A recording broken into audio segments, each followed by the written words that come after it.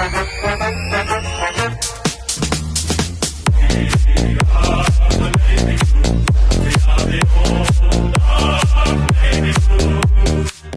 one and all, and welcome to another episode of Baggers Chat. My name is Mitch Pattinson, and as always, we are joined by Ethan Daffy. Now, if you're looking on YouTube, you can see that Daffy is in a bit of a different location at the moment for this episode.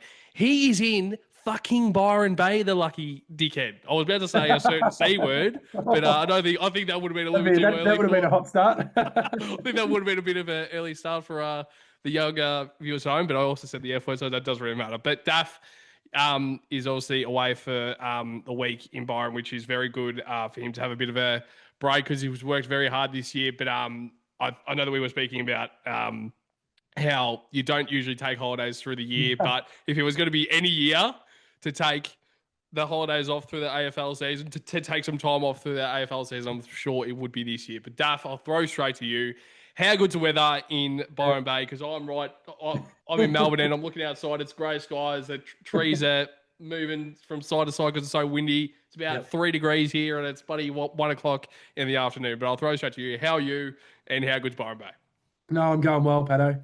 I just look out now and you're speaking about the grey skies. It's blue skies at the moment. It's probably the best day of the week, actually.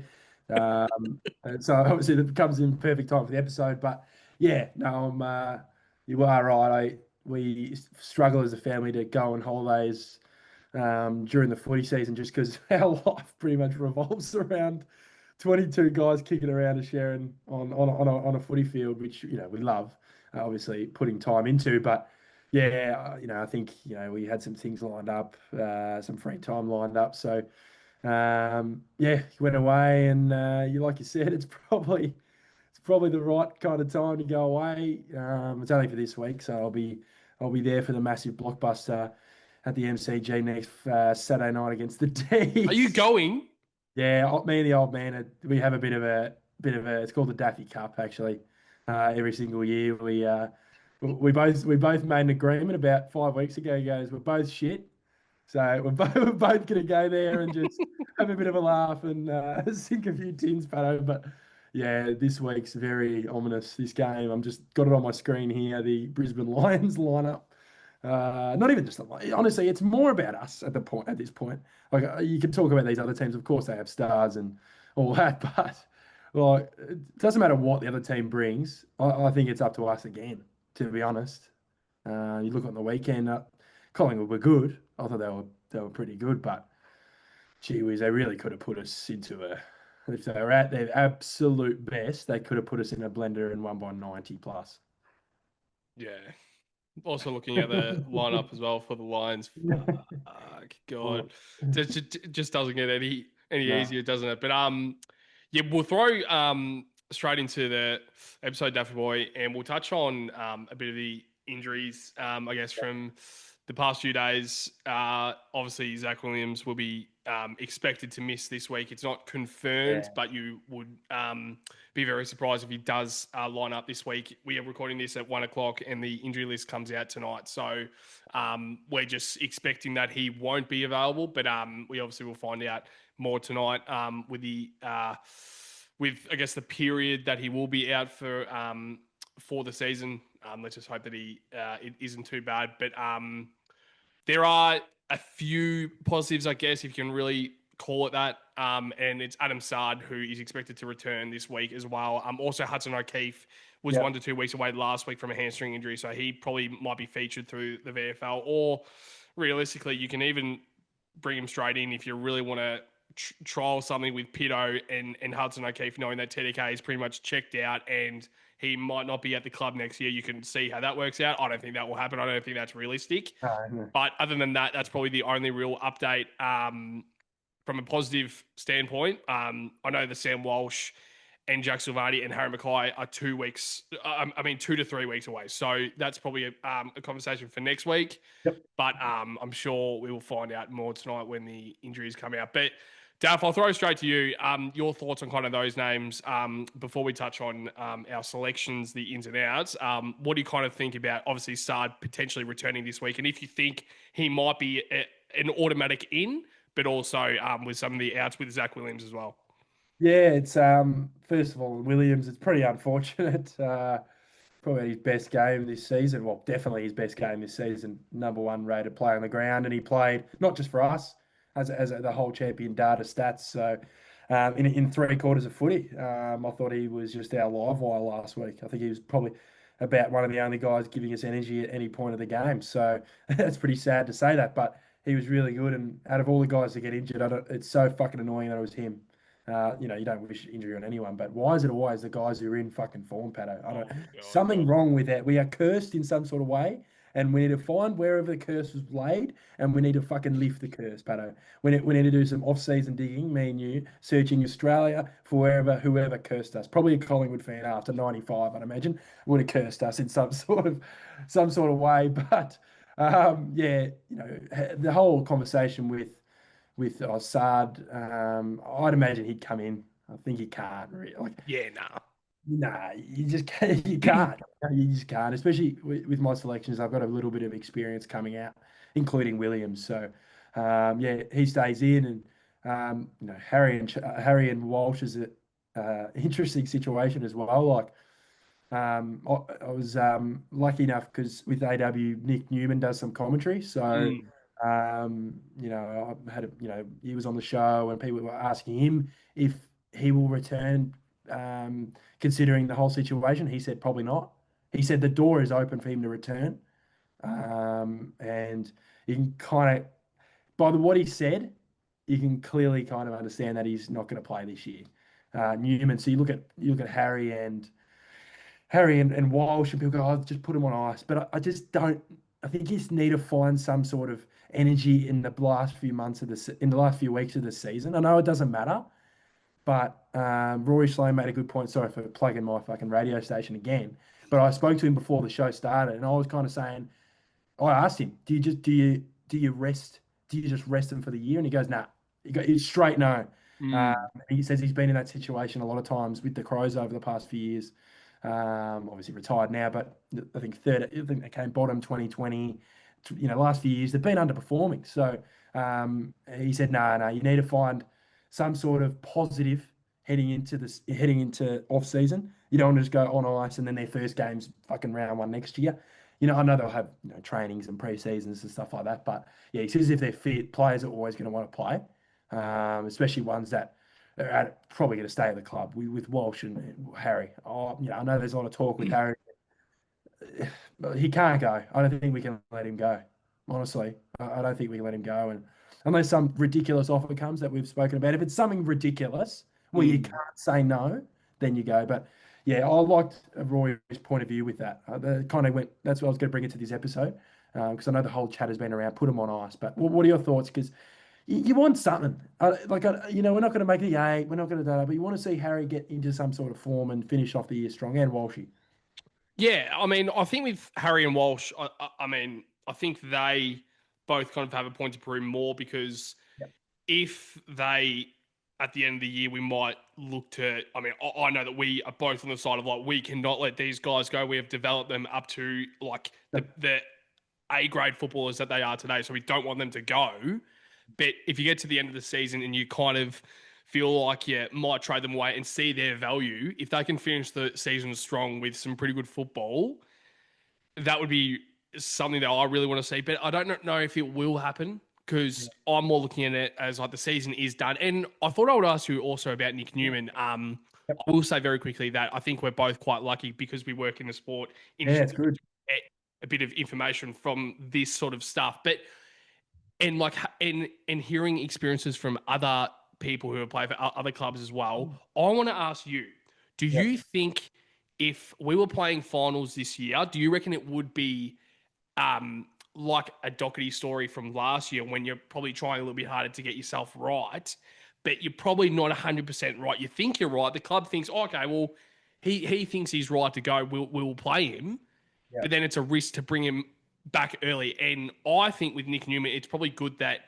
he doesn't feature this year to get him. I mean, as you said, he probably could be back for round 21, round 22, but it's like, why would you rush him when he's coming back from a most of the time it's a season-ending injury. So why not just make sure that he is 100% right, have a full pre-season and tackle 2026 with the Nick Newman that we know and love. So I I personally think that Walsh and Mackay have something to play for slightly, but it's also because they can build themselves, especially Walsh. I'm not too concerned about Harry because I think he 100% stays, but more because of Walsh. Not because I don't think he doesn't stay. It's more because he has had a lot of injuries the past few years that I feel like it would be good for him and his confidence if he can end the season well with some good football, full preseason, start 2026. That's the thing. That's what annoys me. We have a very good list. Yeah, we do. So many players get injured at the worst time of the season, whether it's at the start of the season, but it's also key players. I'm even looking at another player here, Matt Cottrell as well, season-ending injury. It's at a point now where I'm just hoping that a lot of these guys can get themselves right, have a good block to the end of the season, make sure you're nice and healthy, have a good break, come back fit, full preseason, then 2026 you tackle towards that year, and hopefully, 100% right. But I want to hear your opinion about Nick Newman. So, do you think if we were in the kind of the finals race still, do you reckon it would be a chance that Nick Newman would be featured the next few weeks? No, I don't think so. I think if our season was on, I think he would be back probably this week or next week. By what he was saying, he seems like he's ready to go. He's doing full training, full contact. So, it's a bit frustrating probably for him.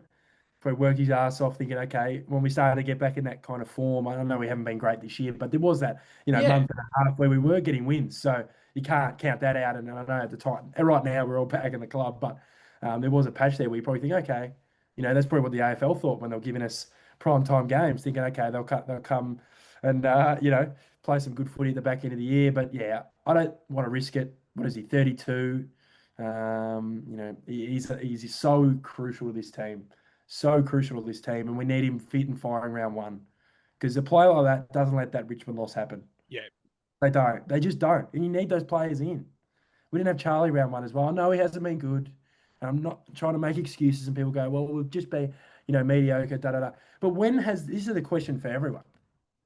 I loved it that you brought it up with the injuries. And this is not an excuse for me. I think there's more issues right now. I think our personnel is good enough to be fucking performing at somewhat better than what we have. But you can't. This injury stuff is ridiculous, and it's just unlucky sometimes. Seriously, people were blaming Russell, and then we're still getting injuries. So, and most of them being knees and Walshy. Well, what's Walshy's? A foot. It's a foot. Yeah. So that it's hard to avoid. Like what I mean. It's not necessarily soft tissue kind of issues. So, and I know Harry's had the knee surgery. So. It's just frustrating. It's not even an excuse anymore. It's actually a reason. It's actually a reason. And I know people go, oh, but Carlton just keep making excuses, blah, blah, blah. I'm not making an excuse of how they're playing. But losing those players, you're just naturally going to lose more games when you don't have Harry and Walsh playing. Like, it's fact. Like, we've barely had Curnow and Mackay together. Clearly, Harry helps Charlie's game. Clearly, Curnow helps Harry's game. And when they're together, they seem to work well. I mean, we've won, I think it was the Geelong game they played together. You win that game. Walsh is playing. It's no coincidence. I'm not saying, right now it's a disgrace how we're playing. It's just the way we're losing. I think that's the issue with the fan base at the moment. You're going to lose to Collingwood, but the way they came out, they weren't ready. Because I feel like when you aren't prepared in anything in life, Patto, I'd imagine in the past you've been unprepared at, pretend you're going out for a speech for school, when you rush a speech and you do it the night before, you're shitting yourself. Yeah, of course. And they seem to be shitting themselves out there. So what does that mean? Yeah. They're not prepared. They weren't prepared for Collingwood. They weren't prepared for North Melbourne. And they weren't prepared for Port Adelaide and the other teams that they lost to. We're just not prepared enough. It can't be fixed now. That has to be fixed in the off-season. That's an issue. That's a massive issue. How are you not prepared? It just seems like it. Because if you're nervous, if you're shaky, you know what I mean? It's it's weird to me. Yeah, that that hearing that, and I think you hit the nail on the head. Unfortunately, like not unfortunately. I think like really realizing that that could probably be the truth, and it probably is right that Mm. these guys just don't look like they're prepared. That fucking noise is leaving daylight out of me. Like, what are they doing through the week? Yeah. Like, you get there a few hours before the game. Like Charlie rocks up with his fucking bicycle. That's fine, but like you've got a few hours before the game to prepare. And I completely agree. Like if we do any, like like even if we rock up to our jobs and we're not prepared, well, obviously we're not going to actually do our job to the best of our ability because like we aren't prepared enough. Mm. Like that's just like anything. I think. Yeah. We both play sports. I literally played tennis last night. If I'm not fucking warming up, I wouldn't be able to play to the best of my ability. And I don't think my best of the ability is around me anymore because I'm fucking shit Yeah. at tennis nowadays, Duffy boy. But Yeah. but It's I true. mean, yeah, Absolutely true. And it's on the coaches as well. They seem to not be tactically fucking prepared to play a team. yeah, Have you noticed that? Have you noticed that this year? We always, what happened? You know, when we played St Kilda, we went straight into their hands in that game. And I know we won. And I know they were putting 58 guys behind the footy. But as a coach, you should be realizing at quarter time there's certain ways to get out of that. I know we won the game. yeah, And in a way, they were well coached, but for that style. Like when you want to win the game in your style, I know that doesn't mm, happen all the time. And I know that game was grit and grind. And maybe it's a bad example, but why are they nervous? yeah, Why? You should be doing the work during the week, watching the footage of your game from the past. Clearly, they would have been sitting there for hours with the amount of fucking mistakes they made, positionally and with ball in hand, and also going, here's what Brisbane do. Here are their strengths. Here are their weaknesses. This is how we're going to beat them. That's mm, the three things you should be looking at, in my opinion. That happened at local footy. I remember on Tuesday nights or Thursday nights, if I was in the midfield group, we'd be there vision, going, because luckily nowadays you have vision with the vision, local yeah, footy and you go, this is the guy we need to put time into. exactly right. This is how they exit a stoppage. It happens at local level, Pato. So I don't know how it's not happening. It clearly is. They must be doing something, right?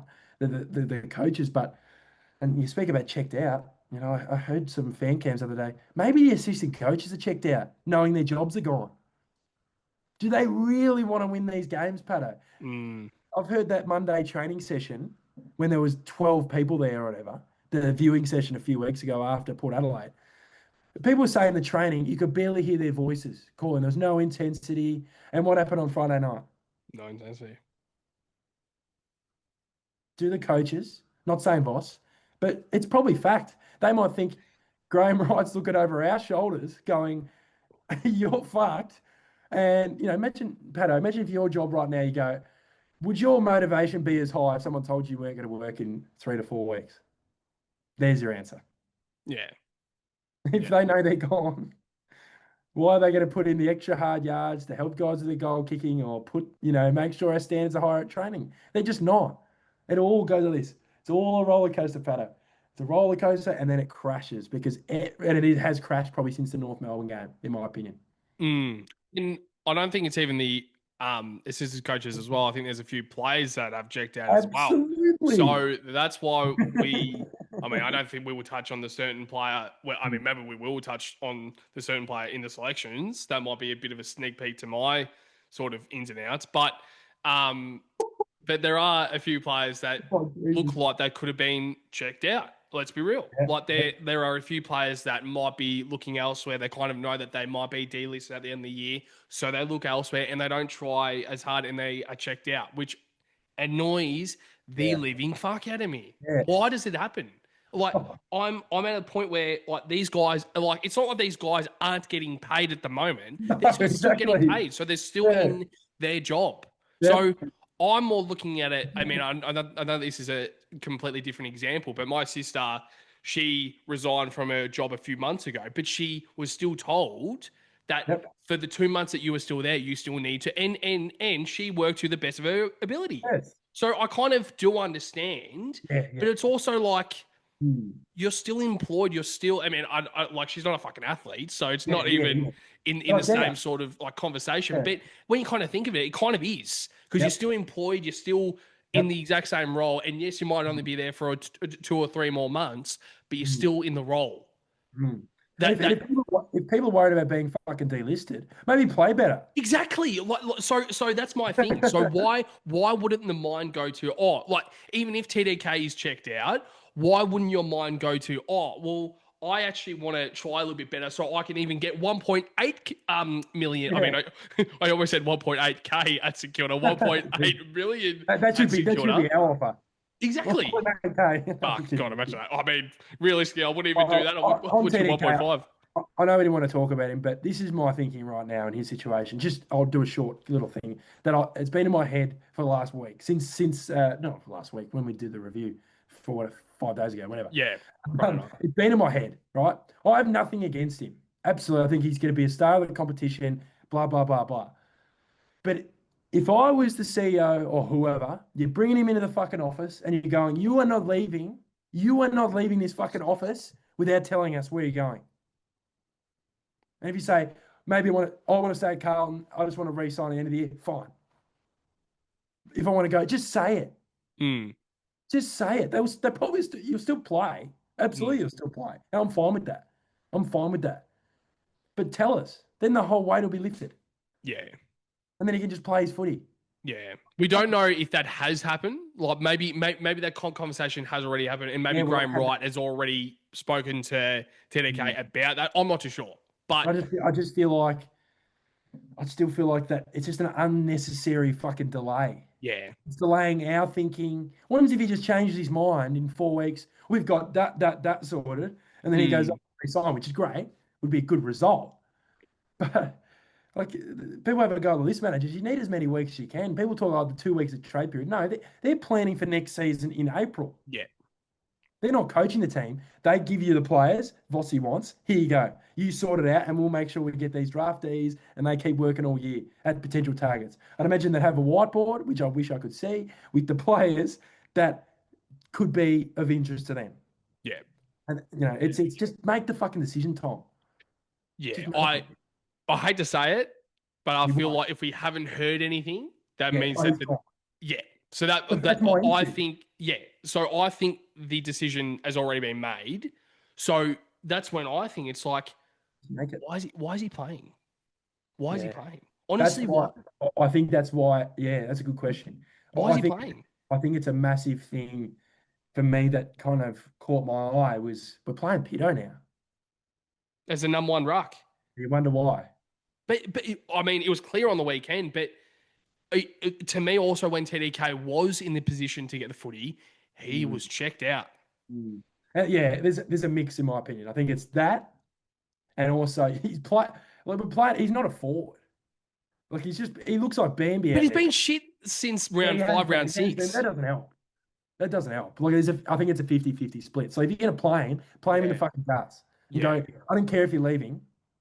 Like you said, you're still working. You're still getting paid by us. You're still representing me, you, all these people listening. Who cares if you're going to be at St Kilda next year? And I'm bringing up the NRL thing. There's players that know they're going to play. There's a guy for the Broncos, right? Selwyn Cobbo, who's the winger. He's well sought after. He's a good player, right? He didn't get an offer from Brisbane for next season, right? He's moved to the Dolphins. And he's still playing for Broncos. Exactly. Who are going to play finals. And no one's going, oh, he's checked out. So maybe the decision might make it easier for him to actually buy in for the next 7 weeks. I wouldn't be against it if they went, he's gone. And then Voss can make his decision. Do I want him to play? Or do I want to prepare Pitto for next year like you've been talking about for the last few days with me, which has actually really opened my eyes to the prospect of him being the number 1.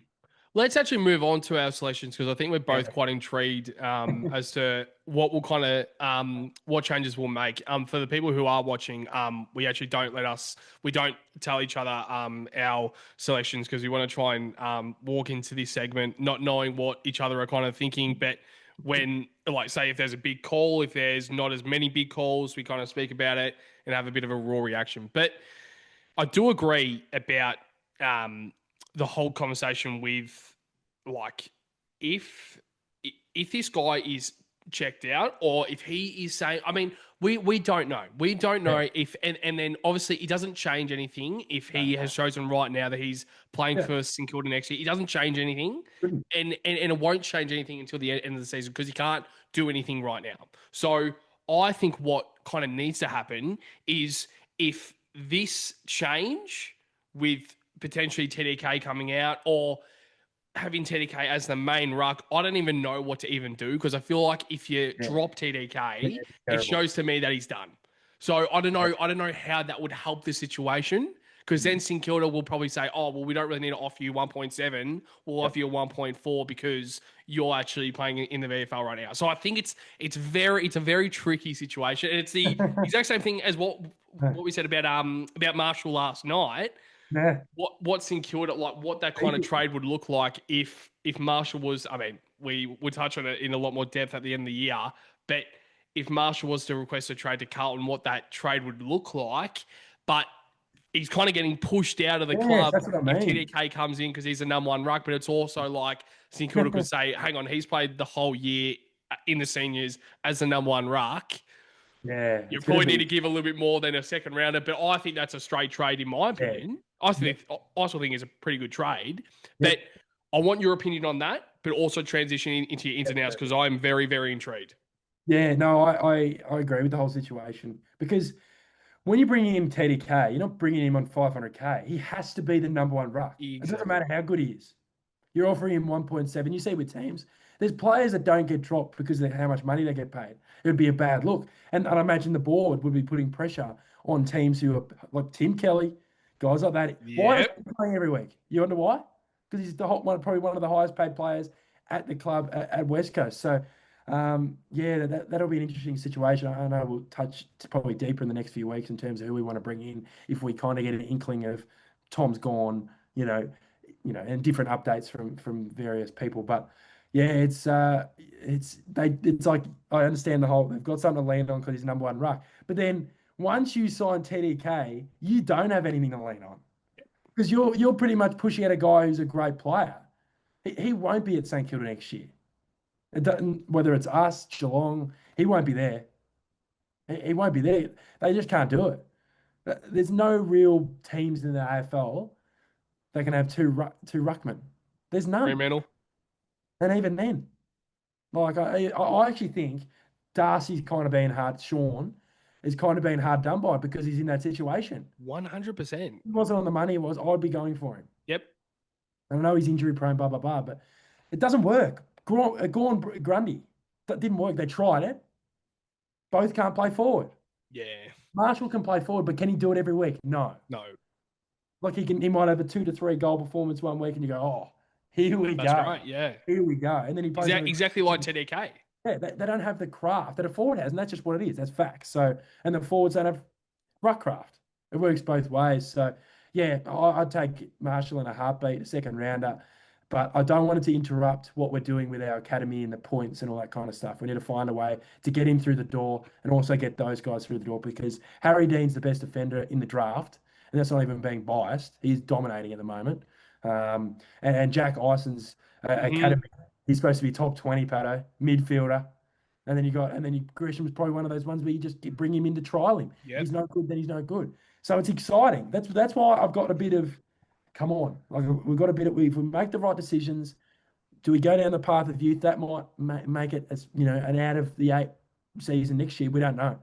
We don't know, but and you look at Cody Walker, who I will do a post on our Instagram and about whenever we finish this. I've got this whole ready. He plays underage for Vic Country and absolutely kills it. So and he was at Icon Park as well. So people go, I'm sick of the future, Daft, but fucking hell, if we don't focus on the future, we will be stuffed like we were in 2015.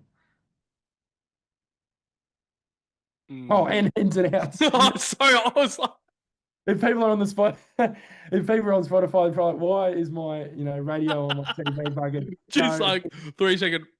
yeah, they're probably waiting for the ad to come through. But yeah, so I'll go straight to my ins and outs. Ins for me, Adam Sard, Like it. automatic in. Jackson Binns, Yep. Ben Camporelli, Wow. he's you, and Jordan Boyd is in for me. So 4 ins. One of them is going to be the sub, by the way. Who? Uh, out.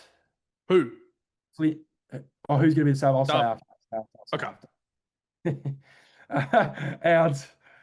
Out. Flynn Young. Just give him another week or two. I think it's when he's the sub a couple. He should have started on the ground, the ones in Yeah, my opinion. yeah. And I wouldn't be against him playing actually. I know he struggled on the twos, but I think he's one of those guys. We need Williams out, injury. Doherty dropped. Come on now. Come on now. It's due. And my final omission, I do like the way he plays the wing position because even when he does play bad, he is one of the best positioned players in terms of running forward and running in deep in defence. And I think you kind of know who I'm talking about. And Blake Acres will be dropped. This is the reason why, not because he's shit. I think he's down on form, and I think he's great structurally for us. But at the moment, in the AFL climate pattern, you can't kick like that. You can't. He's the second worst rated kick in the league. What other team has a winger that kicks like that? No one. Like it's disgraceful. Mm. It's disgraceful. Like you can't. He might be good enough. If we want to win games in this back end of this season, we can't have guys kicking the ball like that. Doherty included. Doherty included. Do you remember that kick out on the weekend that he missed? That was highlighted by, I think, I don't know who it was. Might have been Fox Footy or someone. I think it was Fox Footy, yeah. You can't. You can't. And I'm not saying that one kick. He does plenty of them. He tries hard. He tries hard. Does trying hard win premierships, Patto? Or win games of footy at least? We're not winning games. Exactly. They're dropped. Them will be dropped, and I hope it is. I like Wow. Blake. I think he's not going to be he's signed till 27. I think he is a best 22 player. We've got to change something. We can't kick. And I'm not saying Jackson Binns is the fucking answer, but we need some sort of answer. Yeah, wow. And the sub, Jordan Boyd, for me. Could have played Binns, but I think Binns is replacing Akers. Boyd's kind of replacing, because Doc's kind of been back 50 again, and it's been a bit. Sard's in, so he kind of replaces that halfback. So Boyd, I think, deserves that game, especially for decking Mason Cox in the twos. I'm not sure if you've seen that video. Very, very funny. Very, very, very funny. The big 6'11" man with the goggles goes down against the 5'10" halfback. I think it was Carlton Blues fans are saying that was the video. Yes, they yes. posted. It was like I was pissing my pants when I saw that. I was like, Jordan, but I'm like, I'm sorry, that is the fucking CUNT we want to have in the club, and I'm sorry. I'll give you my spoiler straight away, my ins and outs. Jordan Boyd is a straight in for me. And it's not because he has that CUNT alongside with Lockie Cowan in that back line. Could you imagine next year when we have Nick Newman, Lockie Cowan, Jordan Boyd, Adam Sard, and then you have Jack Silvani who has that CUNT, Haynes as well, Winnering. That's our back seven. Yep. So it's like that, like that's a seven there, and then that's not even including Ollie Hollins, who I expect next year will transition into the midfield, probably on a wing. And to be honest, I'll probably give you another spoiler. This like some of the changes I'm making here. I mean, I know that we've kind of seen it the past few weeks. He's played a little bit higher up the ground, and I know in that the North Melbourne game, the 3/4 time spray that Michael Voss gave, Ollie Hollins was actually in that midfield group. So he's obviously being a part of that midfield group. But yeah, I think Jordan Boyd is perfect because he kicks the fucking footy well. And it's actually astounding to me that he a lot like as soon as he got dropped, and also Billy Wilson as well, it's actually astounding that this guy, out of all people, this guy gets dropped. It's actually crazy. And he got dropped after he'd just been sub. And then he literally came back. I think he played maybe 1 or 2 games and he got dropped again. It's astounding to me. Weird. I've got a bad feeling they're going to make a bad list decision with him. Yeah. That's my worry. Yeah. They clearly don't rate him. That is bullshit. They might not, have a role for him that he's trying to play and he's not playing to his ability. I don't know. Went on the 4 walls. But looking from the outside, I agree, Patto. Yeah. I just don't get it. And that's why I got rid of Akers. You just got to get less bad kicks out of the team.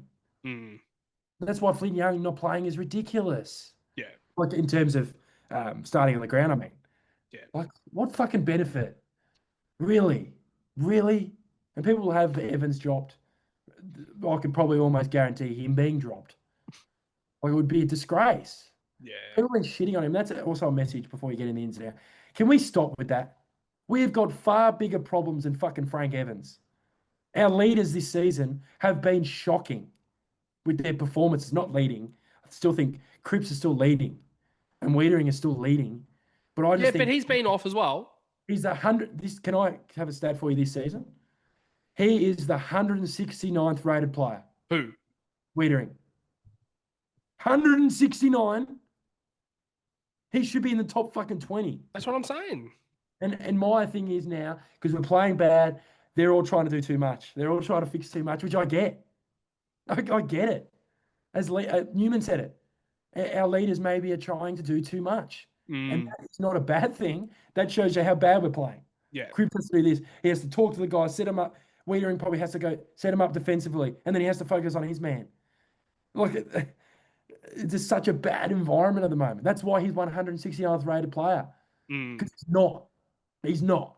He's still one of the best defenders in the league, but he has to do too much. There's too much on his plate. You set mm, up guys defensively. There's a kick out. You tell him winger go there, and then what happens? His man kicks goals. yeah. It's such a shame because he is so good. When I saw that stat, I was like, I honestly feel a little bit. He's been not as good, but I feel a little bit sorry. I do. Why?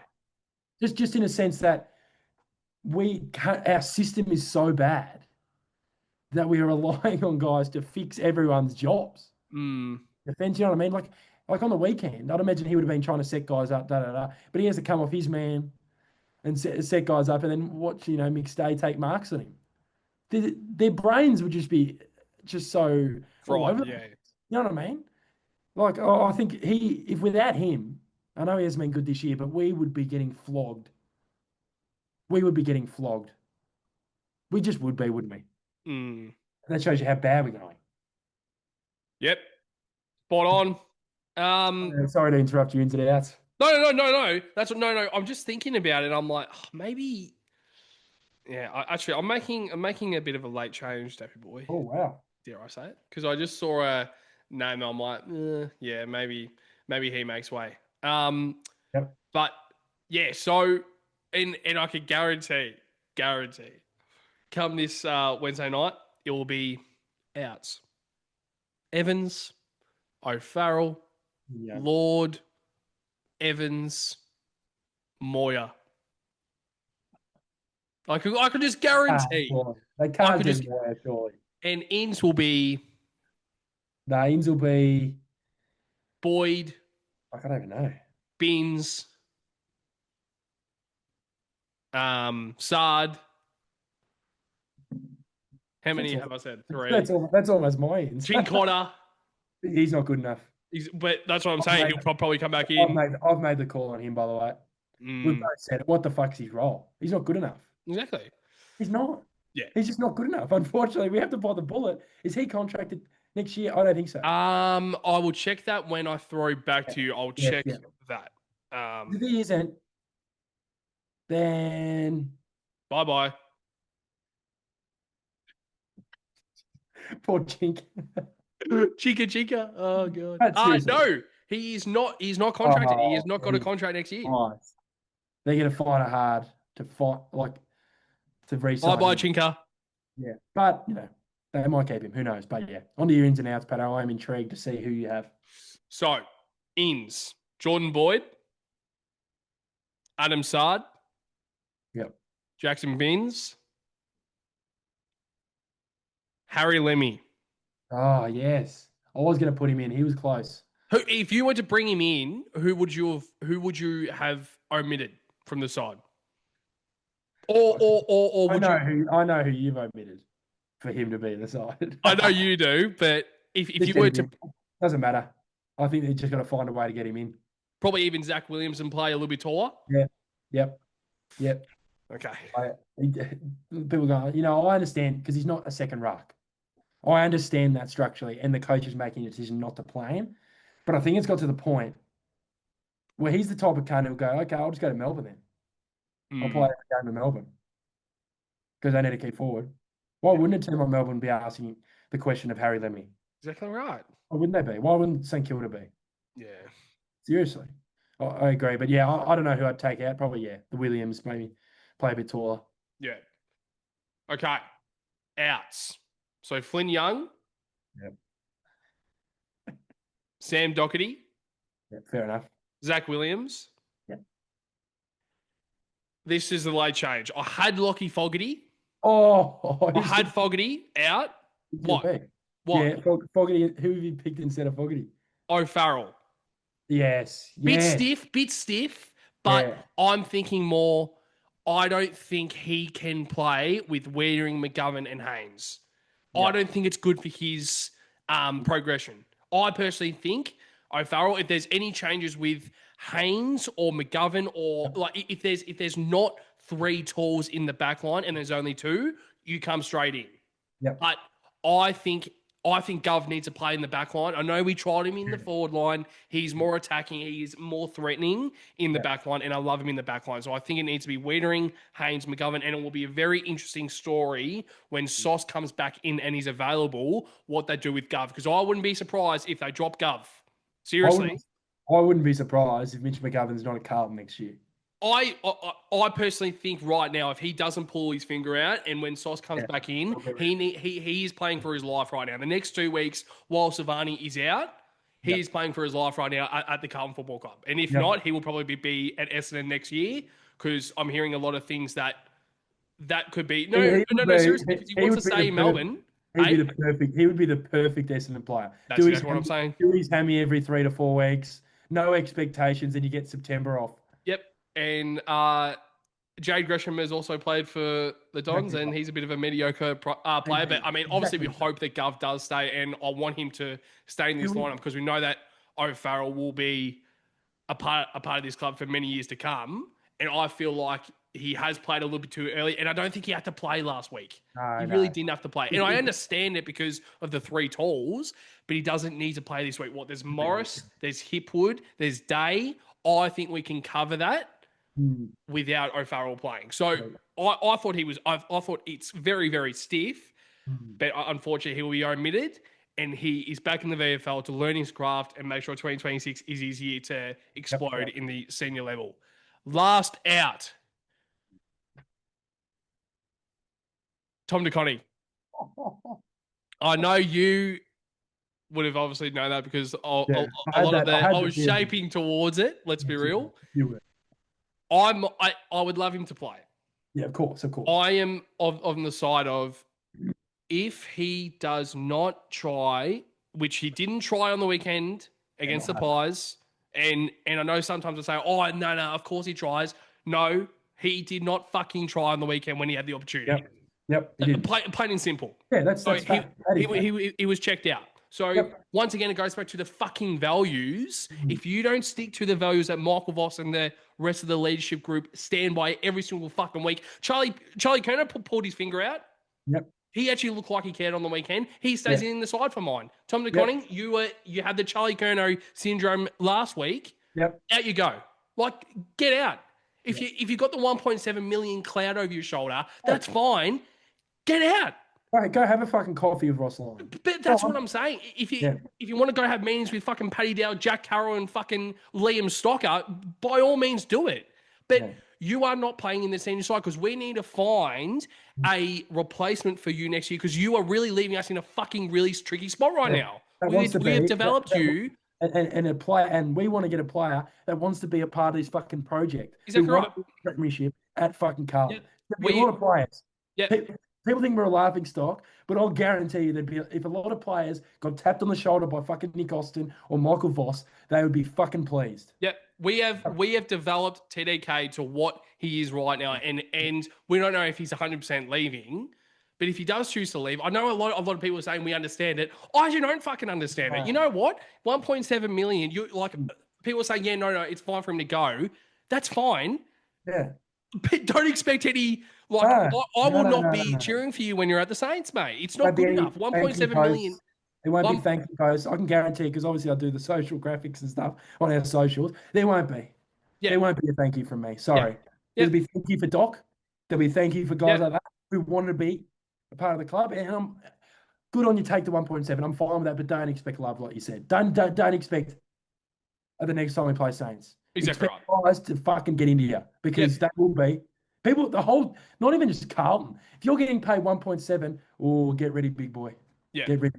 Yeah. So I personally think there needs to be a statement this week, and I know that there isn't much left of the season to be played. I don't know.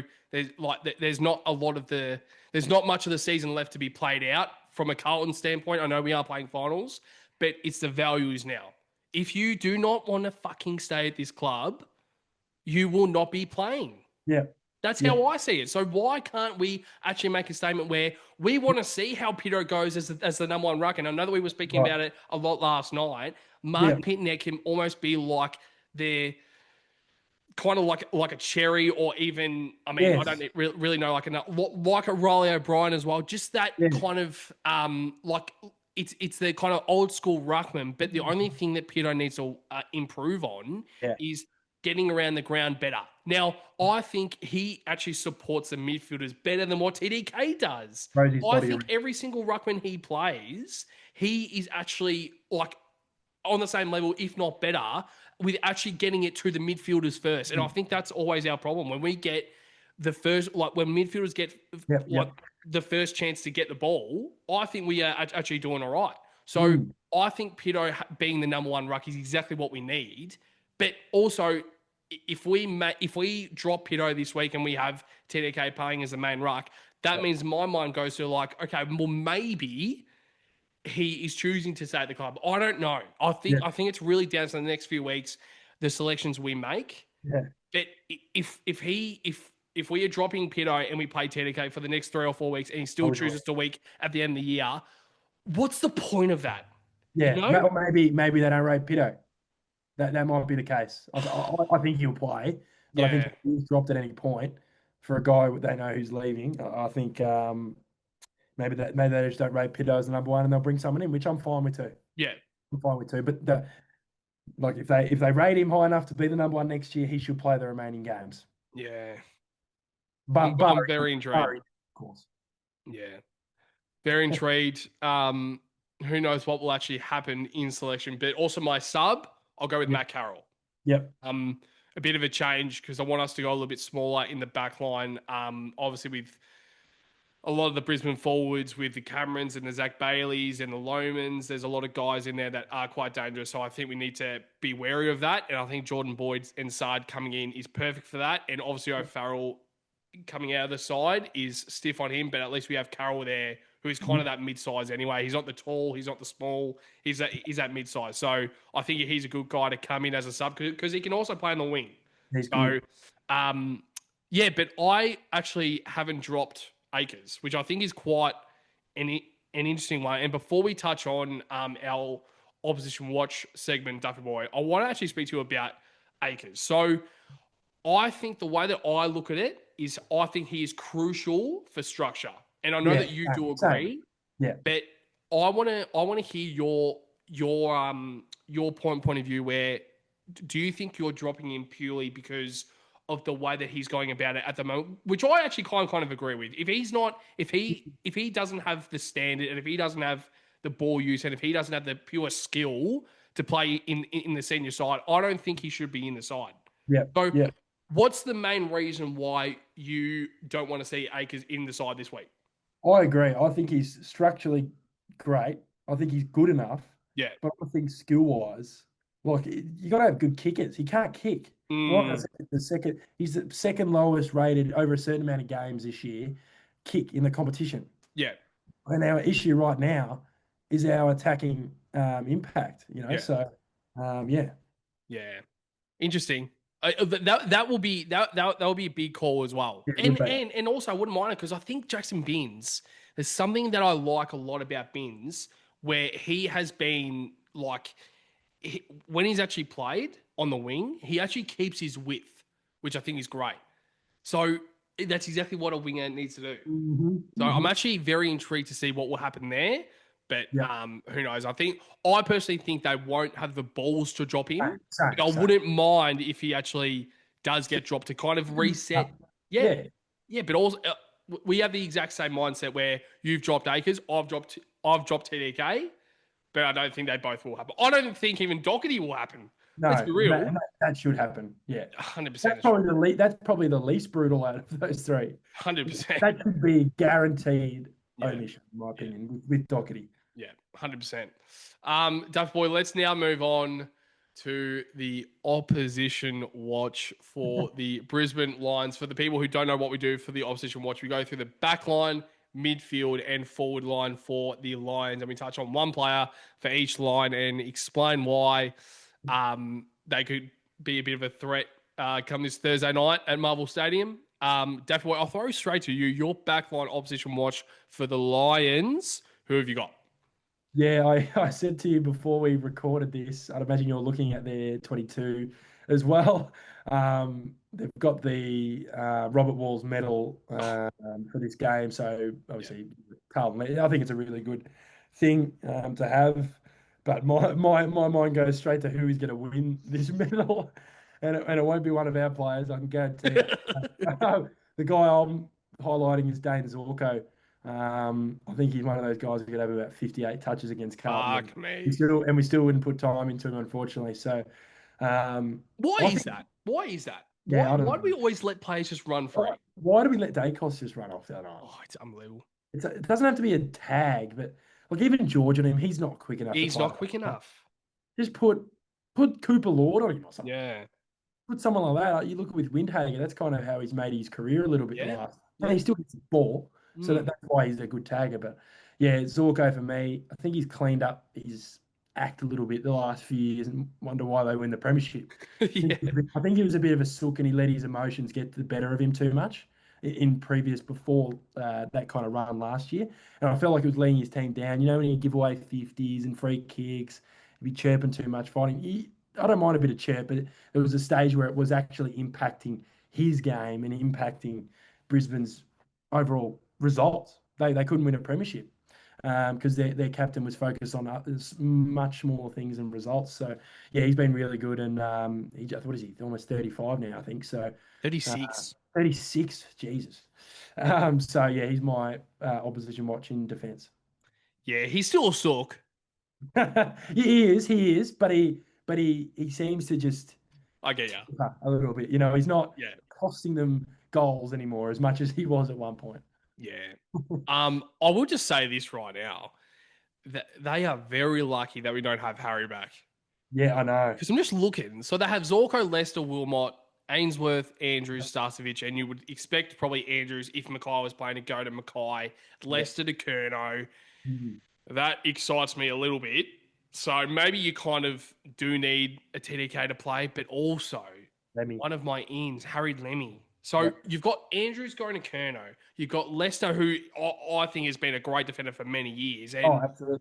But I don't think he's experienced to play as that genuine key forward. And yeah, like Lemmy's like 202 centimeters, I think. So I think this could be a good, like, would you reckon it is a good week to bring in Lemmy? Yeah, maybe it is. Yeah, the way you kind of brought it up with especially their defense, like unless they bring someone in for that, do they have anyone in the twos? They probably do, maybe.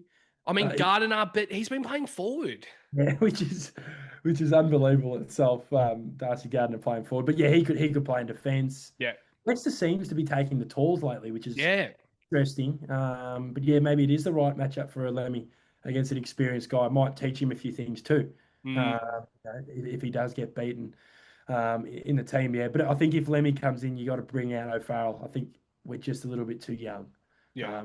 But you know, both of them play. But yeah, I just got a notification on our review episode because I get the comments that come up on my YouTube. Oh yeah.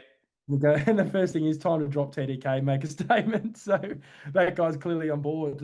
Richard Lester, actually. Ryan's dad, no, I'm kidding. It's Richard Lester. That is unbelievable how we're talking about Lester. But... Well, he's probably saying that because he probably wouldn't mind playing on Harry Lemieux. He doesn't want his son playing on him. That's unbelievable. But yeah, I agree. I think it might be a good week to bring in Lemmy. Yeah. Are you sure this episode is alive?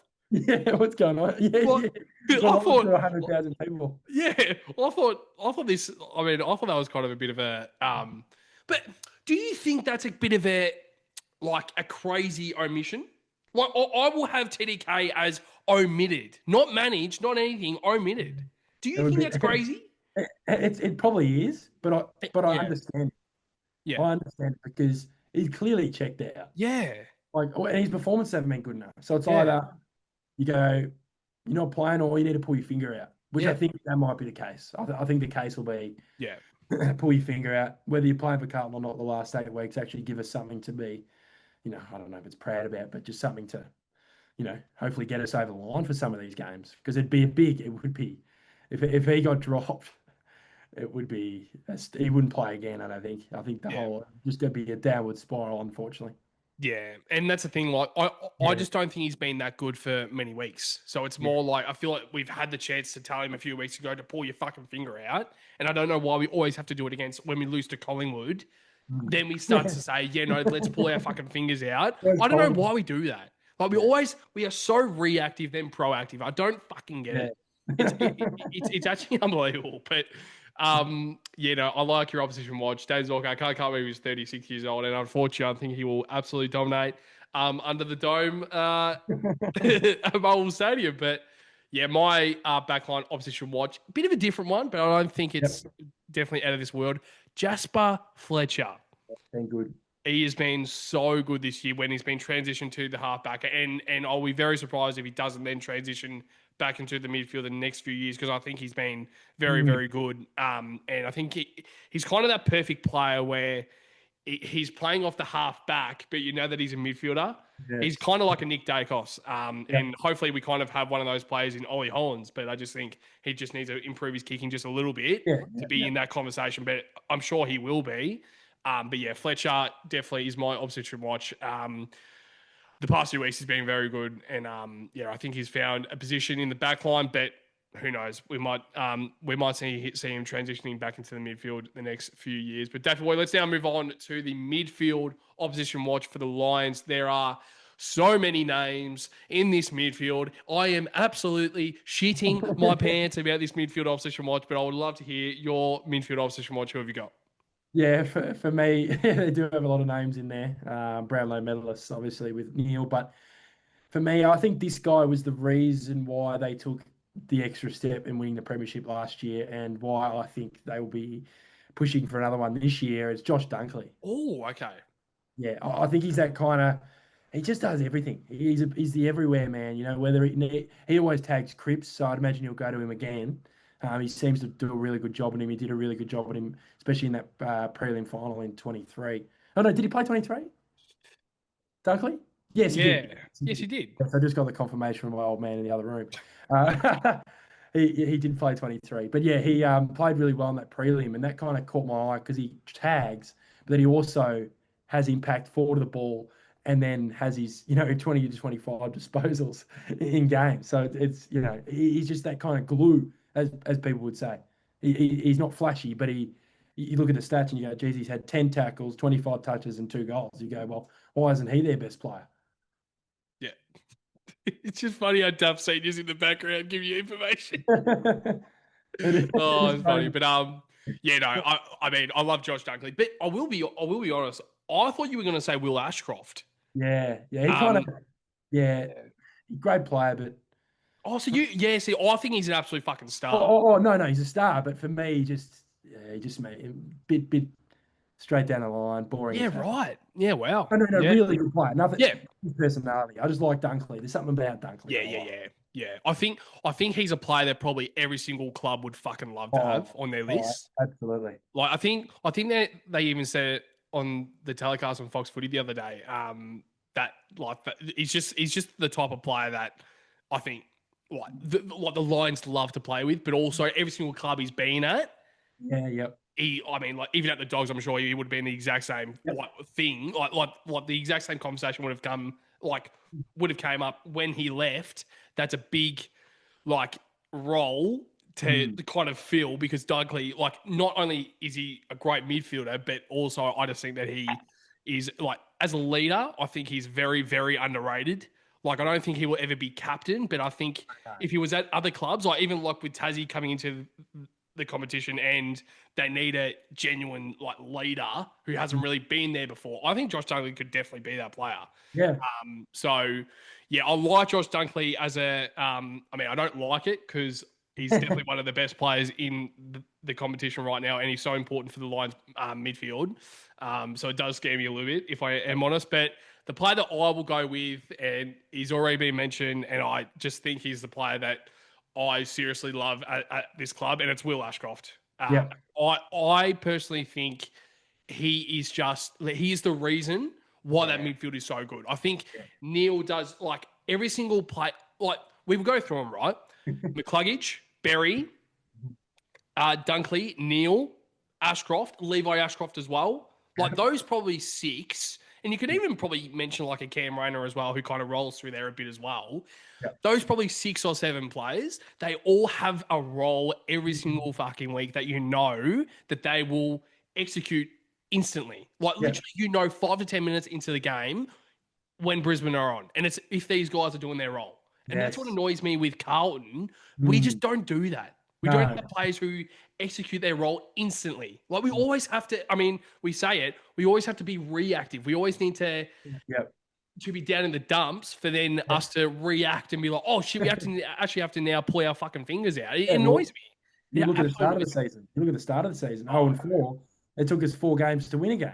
yeah, That's it's unbelievable. like it's not good. And I think you look at that midfield and it's way better than ours at the moment, Oh my god. especially form. Like at our best, if you got Cripps at his best, Walsh at his best, Chair at his best, Hewitt at his best, and then you get Smith in there as well, and other guys run through there, it can compete with it. But I just think they have that extra, Yeah, just some class. I think is the yeah. word. Yeah, I think like a Jared Berry is probably the worst one out of those 5, and that's probably. I mean, like it might sound harsh, but I think. I mean, I don't think it's a harsh thing because you're behind guys like McCluggage, Dunkley, Neil, Ashcroft, Levi Ashcroft as Yeah. well, Zach Bailey who rolls through there. Yeah, Mm. I will be honest. This is probably the line that I am most nervous for. Yeah. And I think come Thursday night, it probably is the most important line. Like this is something that we really need to get to work on. And Cripps, Hewitt, Shearer, pull your fingers out, man. Shearer, I don't care if you get 28 touches. You need Yeah. to make those 28 touches impactful, not just Yeah. hack it on the fucking boot. Yeah, exactly Yeah. right. Oh It's my god, it disgrace. annoys For me. a guy who we know can be clean with the footy. I know he's probably one of our best kicks at the club. Yeah, we need him to be the clean, and he's not doing it. So, yeah, if it gets bad in there, and they start, and then because their mids kick goals, Yes. kick goals. That's how they get their mids in the game. Because sometimes you see Josh Dunkley coming out of the goal square all of a sudden, or you see, Kyle Loman going into the middle and Zach Bailey going in there, and then they go forward, and they just find ways to get their mids into the game, whether it's 30 touches or a 3 goals or put them in defence. Like they're really well drilled and structured. Where let's be real, I don't think our system gets the best out of our mids. Oh my god, no. Oh yeah, I'm not looking forward to it if I am honest. But let's just hope that it is a massive challenge. But let's just hope that we can respond this week and beat like just match them in the midfield because I Yeah. think that is crucial. Because I personally think if we get into our forward line and Charlie's like firing, Finally, hopefully. yeah, finally, God. Let's just hope he. I am very, very nervous about that line if I am honest. But Dave Boy, let's now move on to another line. I look at every single fucking line on this bloody side, and it does annoy me because I think every single line is just getting better and better. Yep. And we'll go into the forward line for the Brisbane Lions. Who's your one player who is kind of a threat in your mind at the moment?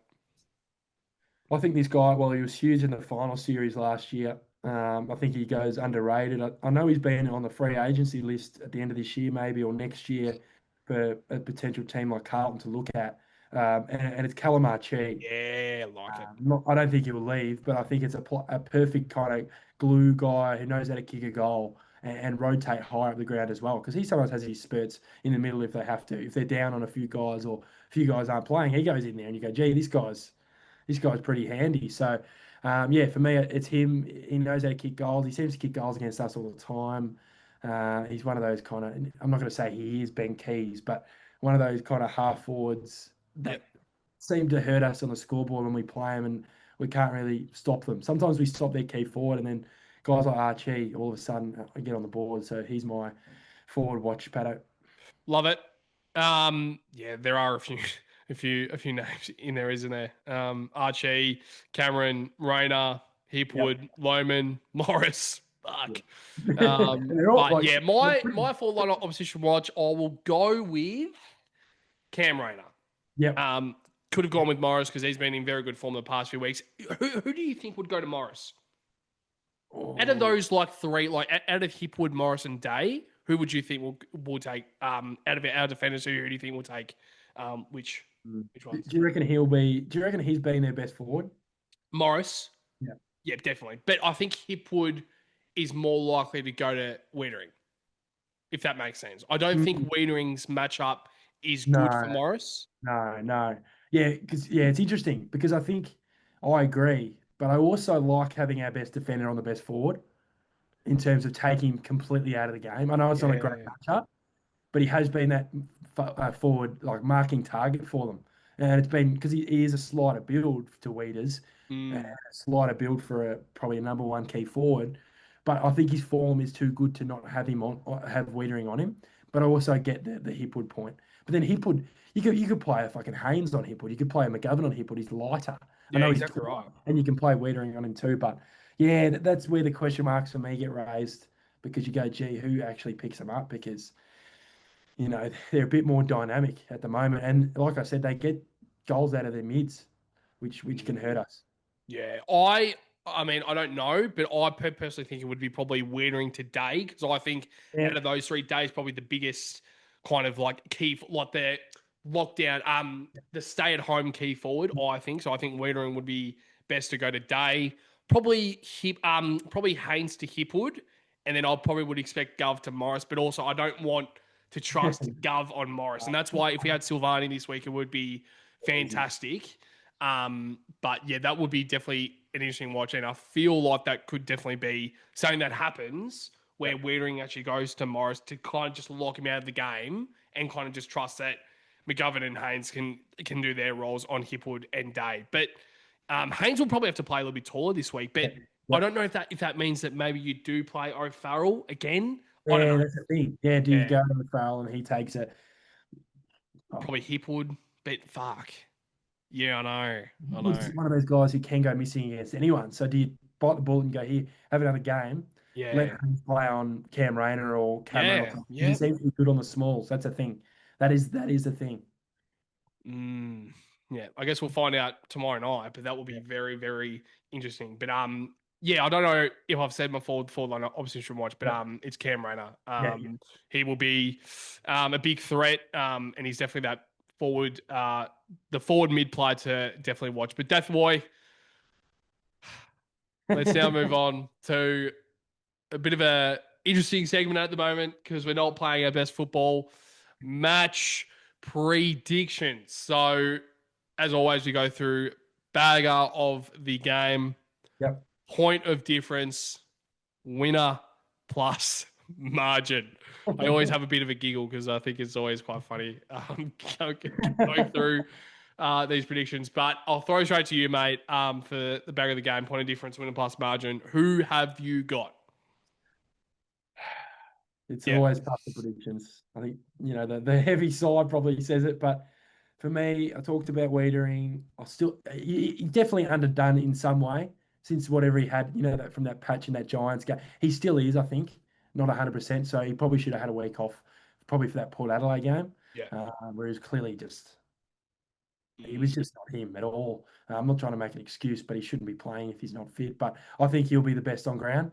I think he's been a big talking point in this episode. So it really depends who he plays on, who he keeps out of the game. I think it's more how he can set us up defensively because they don't have Danaher or they don't have a key guy down there. So, yep, Weeder for me, best on ground. Point of difference. Point of difference. Point of difference. Patto. I've picked him as a debutant this week, and I think he can go straight in the guts and change us up a little bit. And it's Ben Camporelli as the point of difference for me. He's been really good in the twos. And how many more weeks? We've got 7 weeks. Let's try and get him some AFL, experience. Doesn't have to dominate, but to get him some experience so he's ready for next year and doesn't feel daunted to play AFL footy next year. So winner plus margin, winner plus margin. This might be, well, I don't know if it's harsh. I don't know if it's harsh, but I think we're on a streak, both of us, of not picking us. Because I think in the past we've been that delusional that we find a way to select Carlton to win the game. Winner plus margin, Brisbane by 68. Wow. Yeah. Wow. It's if you don't laugh, you cry. But what have they proven to me and Exactly us right. that they won't be putrid like they have been the last few weeks? And Exactly Brisbane right. need to win this game too. They need to keep getting the wins because it's so tight in that, that I guess probably second to eighth, really. Or third to eighth, I think, is a game apart, isn't it, at the moment? I think Mm. they're second on the ladder. So, but if they drop one, they can't afford to. They'll be putting the foot down and the way we've been going. Like we said probably before the Port Adelaide game, surely they can't do it again. But if they do it again, then oh, I don't know what's going to happen. I hope there's no decisions made until the end of the year, but you Because know you what? mentioned with Voss, do Yeah, you think this is going to be like a smacking? Mm, So 68 points is a fucking smacking. yeah, at Do home, you yeah. think Voss won't be there on Monday? I don't want him to get sacked at all. Yeah, but You like, know, with Carlton, Patto. yeah, but like, you know Yeah, that we both want him to yeah, stay. of course. But as you said, he can't survive it again if we No, get we smacked can't. again. Yeah, like someone said, if we lose by 100 in the last 7 weeks, We a game by can't. 100, that just would be Yeah, we can't. We can't do can't. it. Can't. Well, they can do it, but I don't know if he can survive if that happens. So yeah, Brisbane by 68 points. We don't play very well against them here at Marvel. Not here. We don't play them in Byron Bay, unfortunately. But but at Marvel, they seem to have the wood over us. Um, and yeah, I wish we played him at Byron Bay, actually. Would probably be a better. and behind closed doors, so none of us can watch it. Yeah. Is there is there an oval at your hotel? They might have to get me to play in defence, but but yeah, no, yeah, it's a 68. I think it probably is. Might be harsh, Nah, it's not. but I think the way the season is panning out the last month, I don't know if it's going to change. I Yeah. hope it does. I hope they bring somewhat of competitive spirit, but I don't think they will. If they start well, Brisbane, they'll smell blood, unfortunately. Yeah. Yeah. Like as you said, it's I don't think it's harsh because like what have they shown to us that they can actually keep it with like try and like match it with one of the best teams in the competition right now, the reigning premiers who still have a lot to play for. Like I'm looking Absolutely. at the ladder. So the Pies are 56 points, Lions are 46, Adelaide, Geelong, Hawthorn are 44, Western Bulldogs, Suns, Giants, Fremantle are 40. Yeah, so That's crazy. I So can't afford to drop it. no, no. So it definitely, I mean, they 110% has something to play for. So that's why I think our predictions will be very much similar. But that's why my bag of the game, Adam Chera. He's due. He is He's fucking more than overdue. due. Seriously, he is overdue. Oh my good lord. Yeah, I mean, I know the 28 touches last week, like you still have to get the ball 28 times. So I think he has the capability to be best on ground and be the bagger of the game. But I just don't see it. Like this is more hope. Every single one of these predictions are hope. Yeah, yeah. Every single one. So I hope that he is the bagger of the game. But also, I don't want to see another 27 touch game and him just hacking on the boot every single time he fucking gets it, looking like he's a fucking debutant. It's Yeah, not exactly. acceptable. It's No. actually not acceptable. So yeah, he seriously needs to lift, and I know he's the type of player that doesn't accept that. So hopefully he can respond this week against one of the best midfields in the competition. Like, there's no bigger task. Do it this week, Adam Chera. Yeah. Seriously. So you need to pull your finger out. Chera best on Chera bag of the game. Point of difference. Jordan Boyd. Okay. Yep. Come on, Jordan. Come in. Make a bit of an impact. Show why he should be a part of this defensive group because his kicking is probably one of the best we have. Yeah. So get the ball in his hands, give him the opportunity to perform and be the point of difference in this back line. I don't know why we can't give him the opportunity. We don't have anything to play for. No. Give him the opportunity. Yeah. Like like make him prove to you that he is Yeah. shit. So Yeah. he has Yeah. the opportunity because you Exactly. don't know. That's what they should be doing. Yeah, It's the same with Pitto. Let yeah, him prove yep, to the club that he's the number one for next year if yeah. TDK leaves. Exactly right. And if he doesn't prove it, you'll be seeing someone coming through the door. Exactly right. Exactly right. Hit the nail on the head as you always do, Daffy Boy. Point of difference. Yeah, yeah. So point of difference, Jordan Boyd. Yep. Oh, is he going? Are you going bigger than 68? No, That's I'm not. No, no, no, no, no, okay. I'm not. No, no. I was like, wow, because I thought my predictions were quite harsh, Okay. Yep. but you went more than me, which is crazy because I'm usually more Yes. the Yeah. least optimistic one out of us two. But yeah, winner pass margin, Carlton by 4. No, you're kidding. You're kidding. No, no. That's a fair Lions by result. 54 points. Yeah. I, 54. yeah. Yeah. So it's I, still that's still a big win. oh fuck If yeah. that happens, wow. But This is not acceptable. And like just small things, right? yeah. Michael Voss, you're playing against your old team that you fucking played for and coached for. Yep. Show some fucking values, man. Hmm. Like, but that's my issue. I don't Yeah. think it's Vossi. No. I don't It's think it's Vossi. no. Oh, it's so frustrating because we Like the look at him and be like, oh yeah, it's Michael Voss. He's the fucking problem. No, he's fucking not. he brings in the system, which I don't think is good enough. Yeah, He doesn't bring the effort. The effort's the and the ins and outs. yeah. So That's that's the big. big pressure as well. Yeah. So the tactics of the game, the system, the way we play Yeah, is on the coach always, not just him, but around the league. Chris Scott, the way Geelong plays down to him and the way he coaches, and then obviously he hands it off to his players who are clearly good enough, and ours are clearly not good enough to yeah, play that style of game. So, and then what is Michael Bosker to get a whip out and get him to have effort? Is he? No. So it is on the players. You are correct. yeah. Oh, very, very nervous about this week. I will say. I know I was nervous last week against the Pies, but fuck, this is just going to be a crucial game. Not just because the season's done and buried, but just show some fucking values, man. Oh, I'm actually over how many fucking weeks it's the same shit. When is it going to change, Jeffy I boy? know. This whole season's been the same game Oh, it's over unbelievable. and over and over again. What happened on the weekend? First quarter played well. Rest of the game played shit. It's It's what do actually they a say? joke. Quarter time. It's actually a joke. God, such a joke. But Daffy Boy, before we wrap up the episode, is there anything else you would like to touch on while you're joining us from Byron Bay, you lucky bitch? Just show us some kahunas. Yeah. Show us some balls this week. Give them a crack, and yeah, we're not going to win the game, are we? But I'll take it.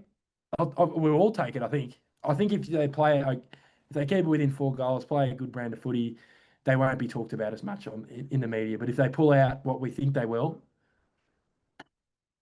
it will be bad. Yeah. I will just say this. I'll do that. 4 games out of the 8. Season's Yeah. still alive. We No, I'm telling you this right now. We would are. have to have all 8 teams forfeit in the top 8 Yeah, the literally. rest of the year. Yeah, I think it's well and truly season buried, unfortunately. But yeah, well wrapped up as Yeah. always, After Boy. And to every single blue bagger, or even if you're an AFL supporter, or even if you enjoy sports in general, or even if you just enjoy podcasts and you enjoy us, okay, so chat away. Make sure to like, comment, and subscribe on our YouTube and our podcast platforms. It definitely does help us grow the channel. But also on our podcast platforms, whether it's Spotify, Apple Music, Amazon Music, please give us a 5-star rating if you do enjoy our content, because it definitely does help us grow the channel. But also check out our socials, because we are also very much active on there. But to you, Daffy Boy, and to every single blue bagger out there, the baggers.